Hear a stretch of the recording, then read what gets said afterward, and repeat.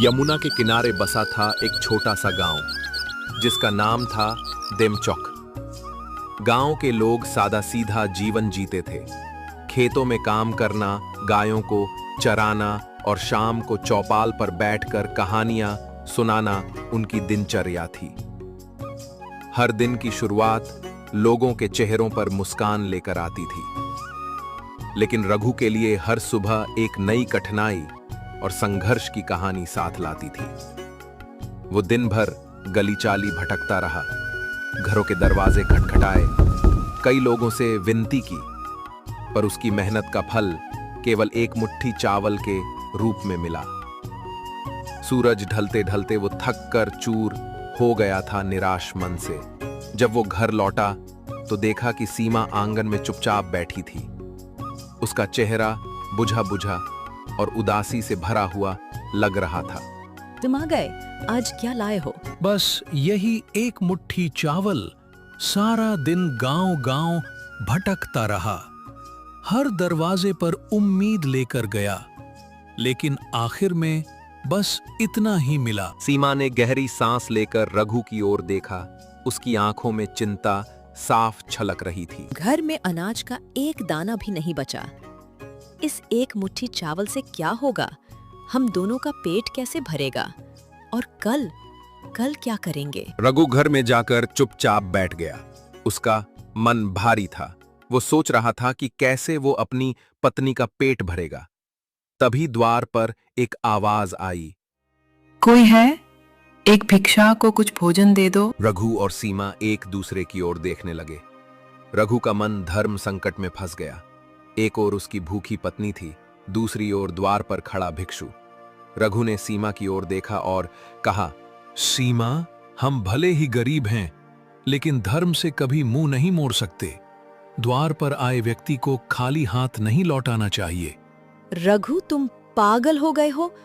हमारे पास खुद खाने को नहीं है और तुम उसे एक मुट्ठी चावल देने की सोच रहे हो? लेकिन रघु का मन नहीं माना। वह मुट्ठी भर चावल ली और द्वार पर खड़े भिक्षु की टोकरी में डाल दी। भिक्षु ने मुस्कुराते हुए कहा, तुमने जो दान दिया वह तुम्हें 100 गुना लौटकर मिलेगा। ये लो, ये पतीला रखो, अब से खाना इसी में बनाना। इतना कहकर भिक्षु चला गया। रघु ने पतीले को हाथ में लिया। वो साधारण सा पीतल का पतीला था, जिसमें कुछ खास नहीं दिख रहा था। वो उसे लेकर घर के अंदर आया।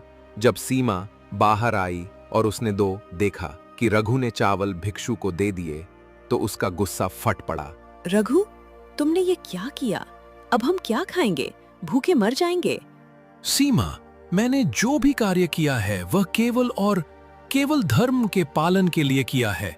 यह पतीला हमें भिक्षु ने दिया है। उसने विशेष रूप से कहा है कि अब से हमें सारा भोजन इसी पतीले में बनाना चाहिए। सीमा ने पतीले की ओर गुस्से से देखा और तीखे स्वर में बोली, अब क्या बताओ, इस पतीले में मैं क्या पानी उबालूं? घर में अनाज तो है ही नहीं। लेकिन जैसे ही उसने पतीला उठाया, उसे उसमें कुछ वजन महसूस हुआ। उसने उत्सुकता से पतीला खोला और उसकी आंखें आश्चर्य से फैल गईं। पतीले में गर्मा गर्म खाना था, चावल, दाल, सब्जी और रोटियां, जो इतनी स्वादिष्ट दिख रही थीं कि सरला का गुस्सा पल में गायब हो गया। रघु, ये खाना कहाँ से आया? मुझे नहीं पता। भिक्षु ने तो खाली पतीला दिया था। शायद यह जादुई पतीला है। सीमा ने कई दिनों बाद इतना स्वादिष्ट खाना देखा था। उसने जल्दी से खाना परोसा और दोनों ने जी भरकर भोजन किया।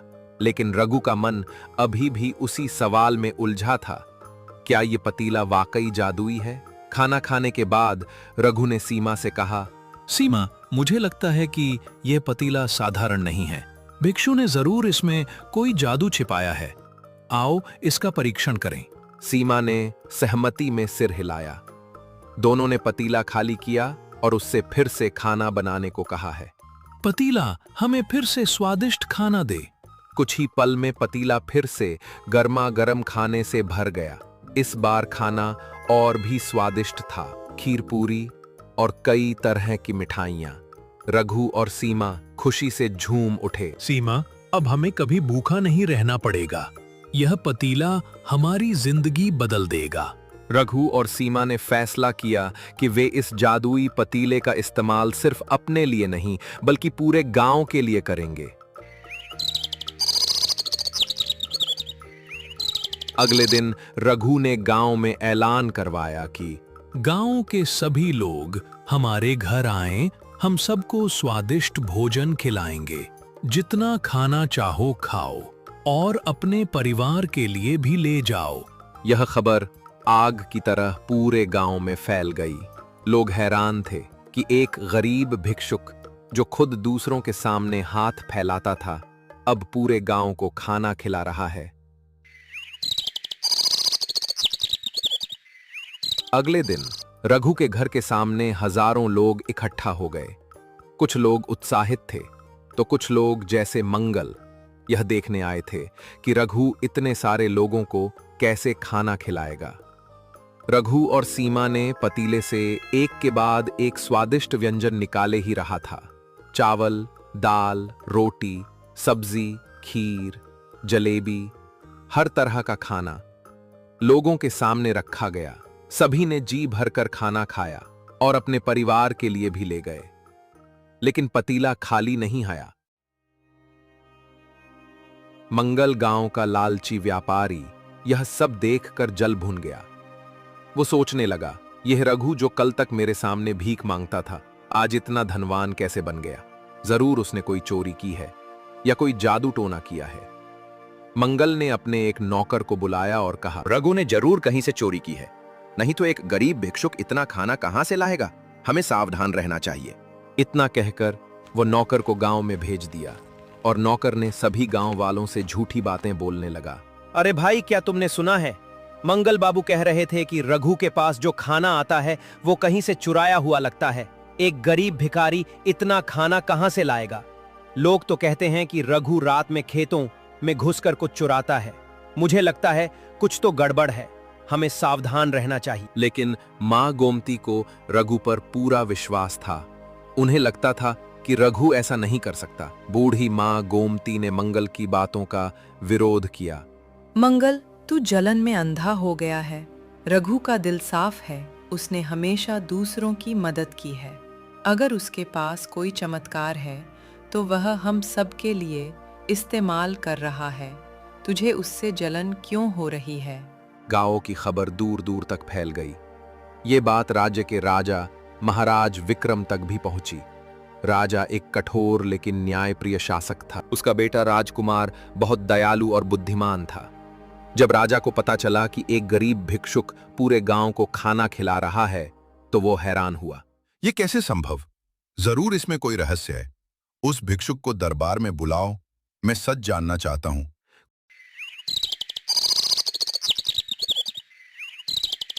कुछ दिनों बाद मंगल राजा के दरबार में आया और मौका देखकर राजा के सामने अपनी शिकायत रखी। महाराज, रघु ने जरूर कोई चोरी की है, नहीं तो उसके पास इतना धन कहां से आएगा? वो पूरे गांव को खाना खिला रहा है और यदि साधारण बात नहीं है। रघु को दरबार में लाया जाए। राजकुमार ने मंगल की बात सुनी और कहा, पिताजी, हमें जल्दबाजी में कोई निर्णय नहीं लेना चाहिए। मैं खुद गांव जाकर सच जानूंगा।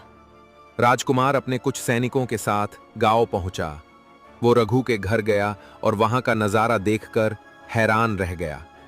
रघु और सीमा गरीबों को खाना खिला रहे थे और उनके चेहरों पर संतुष्टि की मुस्कान थी। राजकुमार ने रघु से मुलाकात की और पूछा, रघु, तुम ये सब कैसे कर रहे हो? तुम्हारे पास इतना खाना कहां से आ रहा है? रघु ने विनम्रता से सारी कहानी सुनाई। कैसे एक भिक्षु ने उसे जादुई पतीला दिया और कैसे वह उसका इस्तेमाल गांव के लिए कर रहा है। राजकुमार ने पतीले को देखा और उसकी जांच की। उसने खुद पतीले से खाना मांगा और कुछ ही पल में स्वादिष्ट खाना तैयार हो गया। राजकुमार प्रभावित हुआ। रघु, तुमने इस चमत्कार का इस्तेमाल अपने लिए नहीं बल्कि दूसरों के लिए किया। तुम्हारा दिल सच्चा है, लेकिन मुझे तुम्हें दरबार में ले जाना होगा। रघु और सीमा डर गए, लेकिन बूढ़ी मां गोमती ने उन्हें हौसला दिया। रघु, सच्चाई हमेशा जीतती है। तुम राजकुमार के साथ जाओ, मैं भी तुम्हारे साथ चलूंगी। रघु सीमा और मां गोमती राजकुमार के साथ दरबार पहुंचे। रघु ने राजा के सामने जादुई पतीले की कहानी दोहराई। राजा ने पतीला देखा और उसका मन लालच से भर गया। यह पतीला मेरे महल में होना चाहिए रघु। यह पतीला अब मेरा है, इसे मुझे दे दो, क्योंकि अब ये मेरे राज्य की संपत्ति बन चुका है। महाराज, ये पतीला मेरे पास भिक्षु के आशीर्वाद से है। मैं इसे गांव के लिए इस्तेमाल करता हूं। अगर आप इसे लेना चाहते हैं तो ले लीजिए, लेकिन कृपया इसका सही इस्तेमाल करें। राजा ने पतीला ले लिया, लेकिन जैसे ही वो उसके साथ महल में गया, पतीला बेकार हो गया। उसने कई बार कोशिश की, लेकिन पतीले से कोई खाना नहीं निकला। राजा को गुस्सा आया। उसने सोचा कि रघु ने उसे धोखा दिया है। रघु को गिरफ्तार करो, उसने चोरी की है और मुझे झूठ बोला है। महाराज, मैंने कोई चोरी नहीं की। ये पतीला जादुई है, लेकिन ये केवल सच्चे और दयालु दिल वालों के लिए काम करता है। लेकिन राजा ने उसकी एक न सुनी। रघु को कारागार में डाल दिया गया और पतीले को नदी में विसर्जित करने का आदेश दिया गया। सिपाहियों ने उससे पीतल के बर्तन ले लिए और उन्हें राज्य की नदी में विसर्जित कर दिया। जैसे ही पतीले को नदी में विसर्जित किया गया, कुछ दिनों बाद राज्य में भुखमारी जैसे आपदाएं आने लगी और राजा पर संकट के बादल घेरने लगे। सैनिक, नौकर और यहां तक कि राजा भी घबरा गए। ये क्या हो रहा है? हमारे राज्य में अचानक ये आपदा कैसे आ गई? महाराज, हमें अपने राज्य के ज्योतिषी को बुलाना चाहिए ताकि हम इस परेशानी का कोई हल निकाल सकें। राजकुमार ने अपने ज्योतिषी को बुलाया। ज्योतिषी ने ध्यान लगाया और कहा, महाराज, आपने एक निर्दोष व्यक्ति को सजा दी है। जादुई पतीले को नदी में विसर्जित करना आपकी सबसे बड़ी भूल थी। अगर आप रघु को रिहा नहीं करते तो ये आपदा पूरे राज्य को नष्ट कर देगी। राजा को अपनी गलती का एहसास हुआ। वो तुरंत कारागार की ओर भागा। रघु, मुझे माफ कर दो। मैंने लालच में अंधा होकर तुम्हें सजा दी। कृपया मेरे महल को बचा। तो महाराज, मैंने आपको पहले ही कहा था कि ये पतीला केवल सच्चे और दयालु दिल वालों के लिए काम करता है। अगर आप सच्चे मन से माफी मांगते हैं तो शायद आपदा रुक जाए। जैसे ही रघु को कारागार से रिहा किया गया, कुछ दिनों बाद सब कुछ सामान्य हो गया